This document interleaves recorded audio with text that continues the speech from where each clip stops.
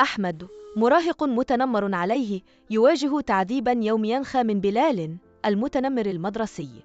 انظر من هنا، الدودة القارئة. هزأ بلال دافعا أحمد ضد الخزائن. هل لديك بعض من مال الغداء لي يا نابغة؟ تمسك أحمد بكتبه بإحكام أكثر.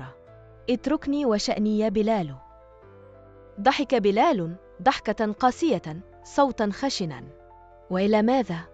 هل ستبكي لأمك؟ امتدت يده إلى حقيبة أحمد مفرغا محتوياتها على الأرض، وقد غمره الخجل جمع أحمد متعلقاته المتناثرة. رأى وجه بلال يلين قليلا وميضا لشيء آخر غير القسوة في عينيه. في اليوم التالي رأى أحمد بلالا يتجادل مع رجل خارج بوابات المدرسة. سمع مقتطفات من المحادثة: أبي، مستشفى، لا مال. بتردد اقترب أحمد من بلال. سمعت عن والدك. شخص بلال بنظرة غاضبة وعاد غضبه المعتاد. ما شأنك؟ أنا يمكنني المساعدة، تلعثم أحمد عارضا المبلغ الصغير من المال الذي ادخره. إنه ليس كثيرا، ولكن.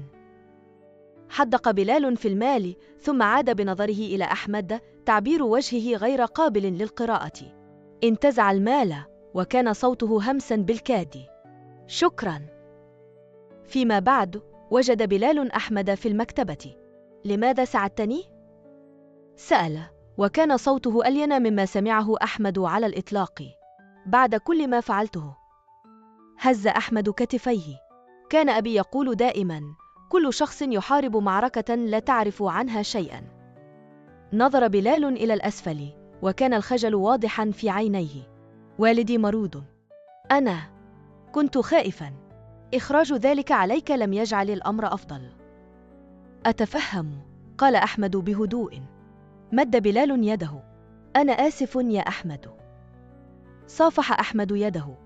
أنا أيضا يا بلال.